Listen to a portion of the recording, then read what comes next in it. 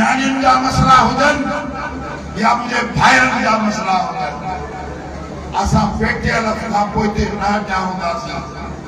शाहिद वेठो आहे असांजो पोड़ो शींहं साईं रफ़ीक जरवार, सॼी उमिरि पाण खे बि टुटाई, असांखे बि मार खाराई, रेड ज़ोन क्रॉस कयो। अब उन वेंदे पुलिस वारनि जा डंडनि जा फर्क वञूं काॾे। बहरहाल पेटियल सां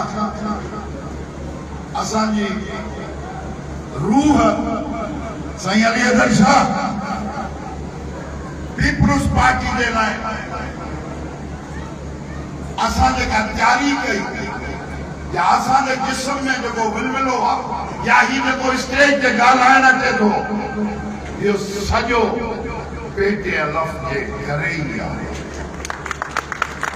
मां अची फरियाद करे इहो इज़हार कंदो हुउसि, तॾहिं असांखे जेकॾहिं ॻाल्हाइण अचे थो या कंहिंसां टेबल टॉक्स करणु अचे थो, त उहो पेटियल ते असां प्लेटफॉर्म ते सिखिया। हज़ार इख़्तिलाफ़ मूंसां हुजनि कंहिंजा, हज़ार, पर मुंहिंजो उस्ताद हूंदो, मुंहिंजो वोटर न हुजे, मुंहिंजो हमदर्द न हुजे, पर जे पेटियल जो उस्ताद आहे, मुंहिंजो भाउ आहे, मां उन सां अॻियां वधियुसि। मूं हिते उस्तादनि जी ख़िदमत रुगो पेटियल जा जेके कानून ऐं क़ाइदा आहिनि, या उस्तादनि जा जेके मक़सद आहिनि, मूं उहे हाणे न कया आहिनि।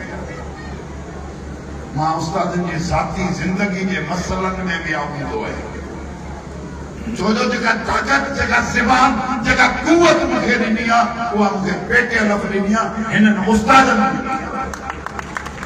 अॼु जेकॾहिं हिन स्टेज ते बि मां दावा सां जेको ॻाल्हायां, मूंखे का पंहिंजे बिरादरी पग कान्हे बदिराई चले ॾी, मूंखे हिननि भाइरनि पग बदिराई, मां हिननि भाइरनि जो ई हूंदुसि, पोइ जेको नसीब में हूंदो उहो थींदो। मां ज़िला शहीद बेनज़ीराबाद जे पेटियल जे दोस्तनि जो मूंखे एहसास आहे, छो जो आउं पाण शुगर मिल जो मालिक आहियां, इन लाइ मूंखे तव्हांजो एहसास आहे सभिनी जो। साईं शाहीन, मां पंहिंजे ज़िले जे दोस्तनि जो जिन ही काज सजायो ऐं सुहिणियूं सुहिणियूं सूरतूं घुरायूं, ऐं जिन मूंखे एतिरा तोहफ़ा ॾिना आहिनि, मूंखे एतिरी इज़त ॾिनी आहे जो आऊं थकिजी ॾुसता कोन फुटो।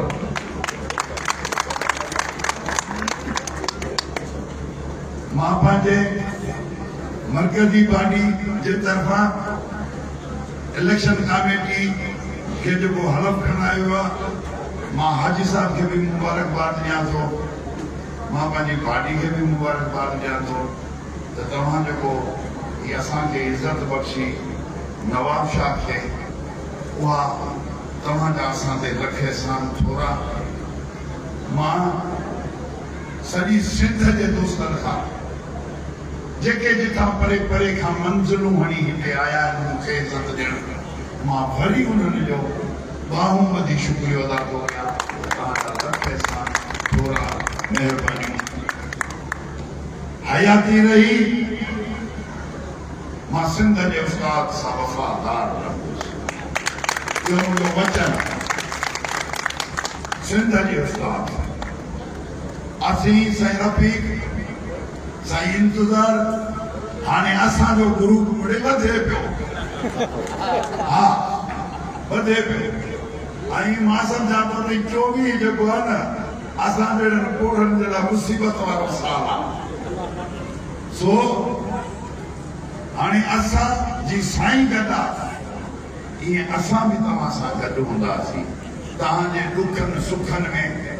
घणनि दोस्तनि मुंहिंजे प्रोग्राम ते कमेंट्स पे लिखिया त बाबा सर्विस स्ट्रक्चर जे बारे में